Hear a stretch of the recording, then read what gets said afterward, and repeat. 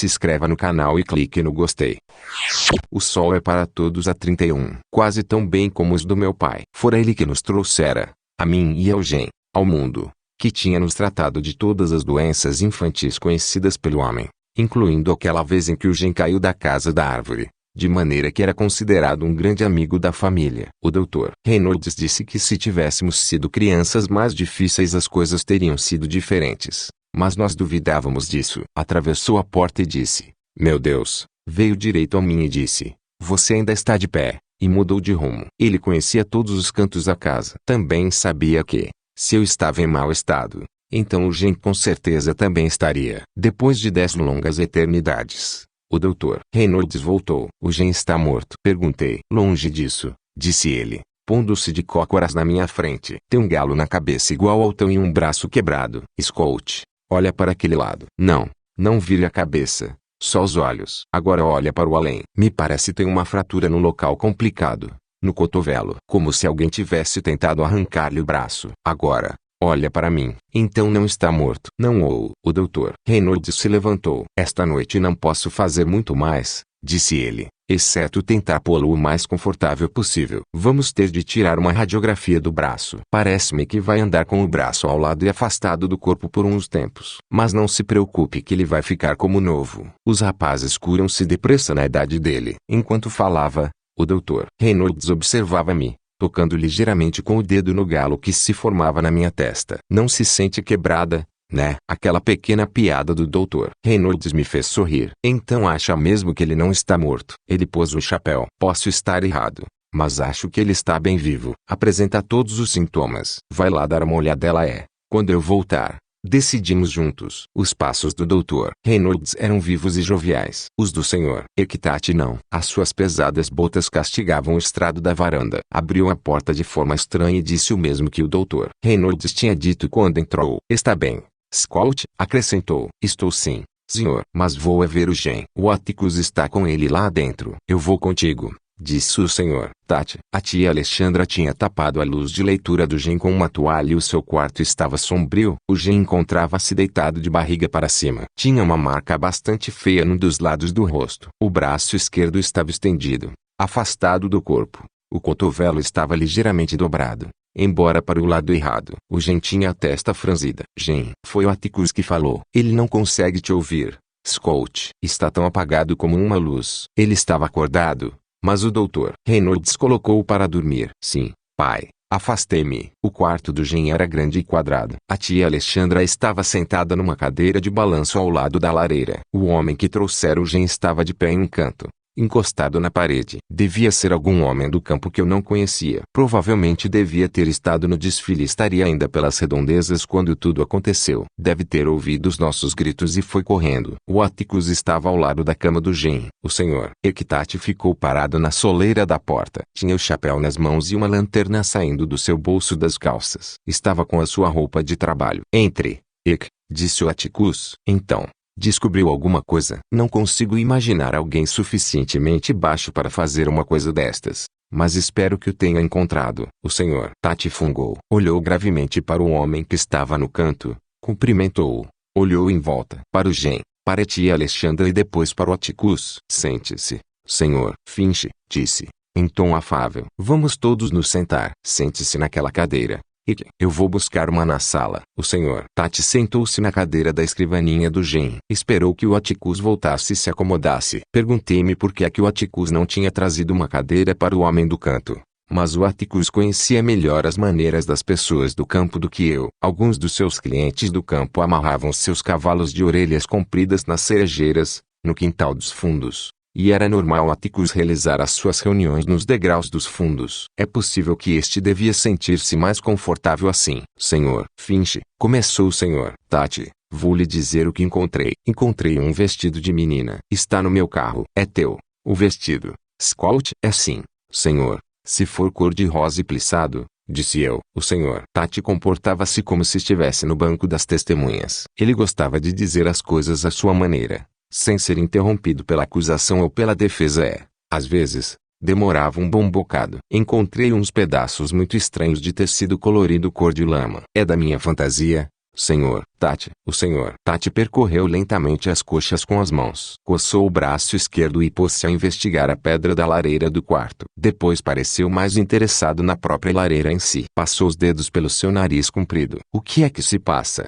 Perguntou Atticus. O senhor Tati levou a mão ao pescoço e esfregou-o. O Bobewell jaz estendido no chão, debaixo daquela árvore lá, com uma faca de cozinha espetada nas costelas. Ele está morto, senhor. Fim 29. A tia Alexandra se levantou e se agarrou à pedra da lareira. O senhor Tati levantou-se, mas ela declinou a sua ajuda. Pela primeira vez na sua vida, a corteza instintiva do Atticus tinha falhado. Ele ficou sentado onde estava. Por algum motivo, só conseguia pensar no senhor Bobewell dizendo que ia se vingar do Atticus, nem que isso lhe demorasse a vida inteira. O senhor eu quase tinha conseguido de fato, isso foi a última coisa que ele fez em vida. Tem certeza? Perguntou Atticus, num tom cada vez mais apagado. Está morto, esclareceu o senhor Tati. Está mortinho da Silva. Não volta a fazer mal a estas crianças. Não foi isso que eu quis dizer. O Atticus parecia um sonâmbulo. A idade estava começando a pesar e aquele era seu único sinal de confusão interior. A linha do seu maxilar, outrora forte, estava começando a perder um pouco do seu vigor. Uma fina rede de rugas ia se formando sob as orelhas e o cabelo preto de carvão apresentava já umas manchas grisalhas que se alastravam até as têmporas. Não seria melhor irmos para a sala de estar? Disse a tia Alexandra por fim. Se não se importa, disse o senhor Tati, é melhor ficarmos aqui.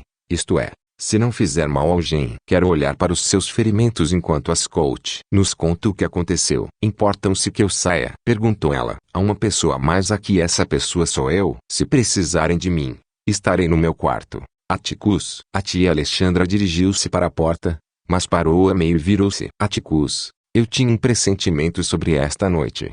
Isto é tudo culpa minha. Começou o traço. Eu devia. O senhor Tati levantou a mão. Pode ir, senhorita Alexandra. Eu sei que foi um choque para a senhora. E não se preocupe com nada. Bem, se fôssemos sempre atrás dos nossos sentimentos andaríamos como os gatos, correndo atrás das caudas. Agora Scout, vê se consegue nos dizer o que aconteceu enquanto está tudo fresco na tua cabeça. Acha que consegue? Viu ele seguindo vocês? Fui para junto do Atticus e senti os seus braços me rodearem. Enterrei a cabeça no seu colo. Nós vínhamos para casa. E eu disse, Jane, esqueci os meus sapatos. Assim que nos viramos para os ir buscar, as luzes se apagaram. O Gen disse que os podia ir buscar amanhã. Scout, fale mais alto para o senhor Tati poder te ouvir, disse o Atticus. Depois, subi para o seu colo. Então o Gen disse cale-se um minuto. Achei que ele estava pensando. Ele quer sempre que eu me cale para ele poder pensar. Depois disse que ouviu qualquer coisa. Pensamos que era o Cecil. O Cecil Jacobs. Já tinha nos assustado uma vez esta noite e pensávamos que era ele outra vez. Ele tinha um lençol. Eles ofereciam $1/4 pela melhor fantasia e eu não sei quem ganhou. Onde estavam quando pensaram que era o Cecil? Logo depois da escola, eu gritei alguma coisa para ele. Gritou para ele? O quê? O Cecil Jacobs é um grandessíssimo cagão, acho eu. Não ouvimos nada. Então o Gen gritou lá, ou uma coisa assim, tão alto que dava para acordar os mortos. Só um minuto, Scout, disse o senhor Tati. Senhor Finch, o senhor ouviu-os? O Atticus disse que não. Tinha estado com o rádio ligado. A tia Alexandra tinha também o rádio do seu quarto ligado. Ele lembrava-se bem porque ela lhe tinha pedido para baixar o volume do dele para que ela pudesse ouvir o dela. O Atticus sorriu. Eu uso sempre o volume do rádio demasiado alto. Será que os vizinhos ouviram alguma coisa? Questionou o senhor Tati. Duvido. A maioria estava ouvindo rádio ou então deitam-se com as galinhas. Moldy e Atkinson podia estar acordada, mas duvido. Continua, Scout, pediu o senhor Tati. Bem, depois do Gen ter gritado continuamos a andar. Senhor Tati, eu estava presa dentro da minha fantasia, mas, nessa altura, consegui ouvir alguma coisa. Quer dizer, ouvi passos. Andava quando andávamos e parava quando parávamos. O Gen disse que ele conseguia me ver porque a senhora Crenshaw tinha posto uma tinta brilhante na minha fantasia. Eu era um presunto. Como? Perguntou o senhor Tati, espantado. O Atticus descreveu ao senhor Tati o meu papel e a construção da minha fantasia. Devia tê-la visto quando entrou em casa, disse ele. A fantasia estava completamente desfeita. O senhor Tati esfregou o queixo. Agora entendo por que é que ele tinha aquelas marcas. As mangas estavam perfuradas com buracos pequenos. Havia uma ou duas pequenas marcas de picadas nos braços que condiziam com os buracos das mangas. Deixe-me ver essa fantasia, Senhor. O Atticus foi buscar os restos da minha fantasia. O Senhor Tati virou e torceu para ter uma ideia de como era antes. Provavelmente foi esta coisa que te salvou a vida, disse ele. Olha, ele apontou com seu longo indicador. Uma clara linha brilhante estava se destacando no fio chato. Bobo, eu sabia o que estava fazendo, murmurou o Senhor Tati. Estava louco, disse o Atticus. Não gosto de o contradizer, Senhor Finch. Ele não estava doido. Como no inferno. Era um patife da pior espécie encharcado em álcool e suficientemente covarde para matar crianças. Ele não tinha coragem para o enfrentar olhos nos olhos. O Atticus abanou a cabeça. Não posso conceber que haja homens capazes de... Senhor Finch, há homens que temos de derrubar a tiro antes de dizer-lhes bom dia. Mesmo assim, não valem a bala que gastamos. E eu era um desses homens. O Atticus completou o raciocínio. Eu pensava que ele tinha colocado tudo para fora quando me ameaçou. Mesmo se não o tivesse feito, sempre pensei que acabaria por vir atrás de mim. Ele tinha coragem suficiente para incomodar uma pobre mulher de cor. Tinha coragem suficiente para incomodar o juiz Taylor quando pensava que a casa estava vazia. Então acha que ele iria enfrentá-lo em plena luz do dia? O Senhor Tati suspirou. É melhor continuar. Scout, ouviu-o. Então, atrás de você. Sim, Senhor. Quando chegamos à árvore. Como é que sabia que tinham chegado à árvore? Vocês não viam um palmo à frente dos olhos. Eu estava descalço e o Gen diz que o chão é sempre mais frio debaixo de uma árvore. Se continuar assim ainda vou te nomear para ser minha ajudante. Continua. E vai daí.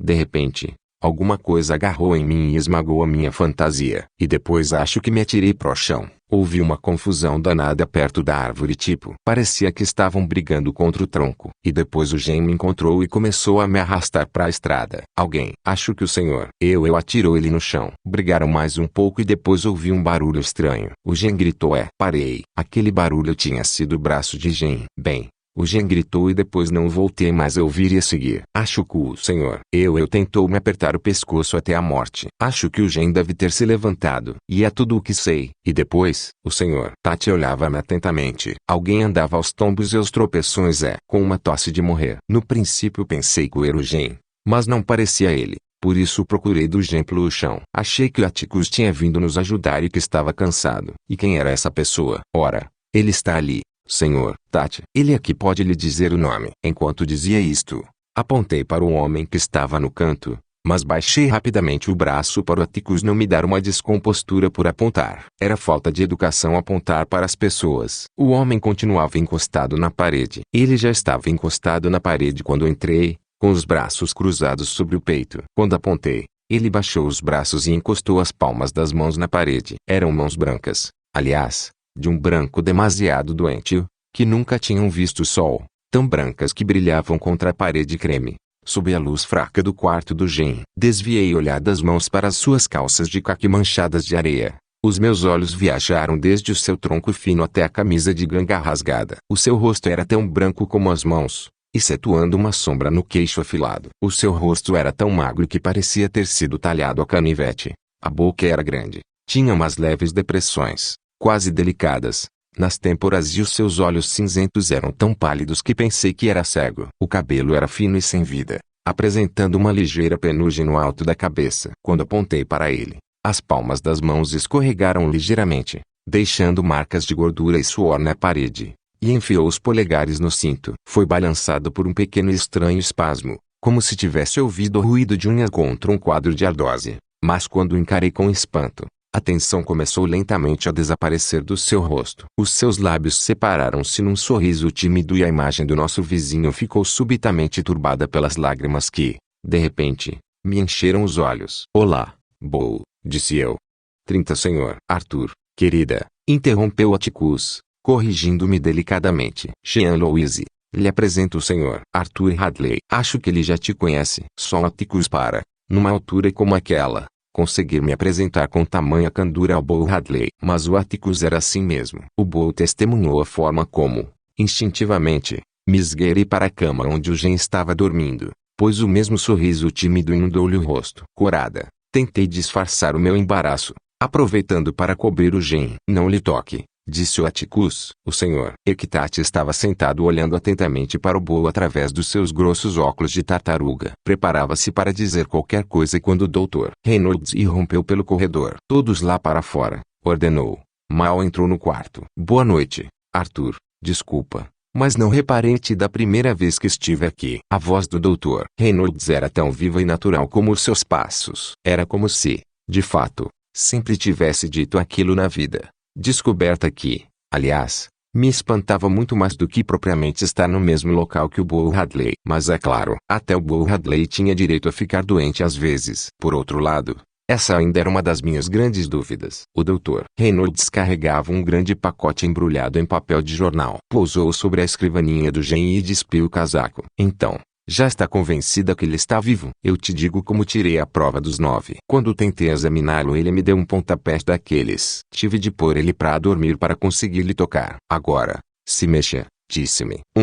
Disse o Atticus, olhando para o Bull.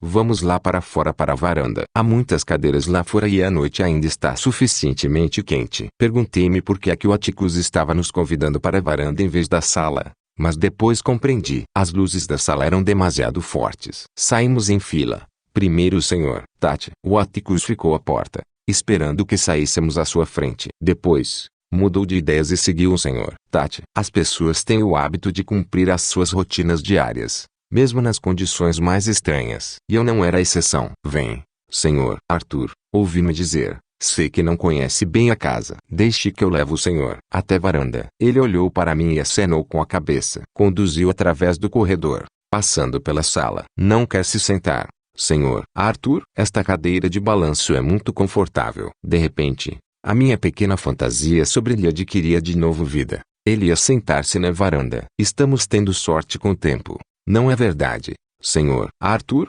Sim. Imensa sorte com o tempo. Sentindo-me um tanto ou quanto irreal, guiei até a cadeira mais afastada do Atticus e do Sr. Tate. Estava numa zona bastante escura. O Bull se sentia mais confortável no escuro. O Atticus estava sentado na rede e o Sr. Tate estava acomodado numa cadeira ao seu lado. A luz forte que vinha da janela da sala incidia neles diretamente. Sentei-me ao lado do Bull. Bem, dizia o Atticus, acho que o melhor a fazer. Meu Deus! Estou perdendo a memória. O Atticus levantou os óculos e pôs-se a esfregar os olhos com os dedos. O Gen ainda não tem 13 anos. Não, já tem 13. Não consigo me lembrar. De qualquer forma, o caso vai ter de ser presente no tribunal. Que caso, Sr. Finch? O Sr. Tate descruzou as pernas e inclinou-se para a frente. Claro que foi em legítima defesa. Disso não há a mínima dúvida. Mas vou ter de ir ao escritório e procurar. Sr. Finch, acha que foi o Gen que matou Bob Ewell? É isso que pensa. Mas você ouviu o que a Scott acabou de dizer. Não há dúvida nenhuma. Ela disse que o Gen se levantou e o afastou dela. Provavelmente conseguiu tirar a faca do Ewell no escuro. Amanhã saberemos. Sr. Finch,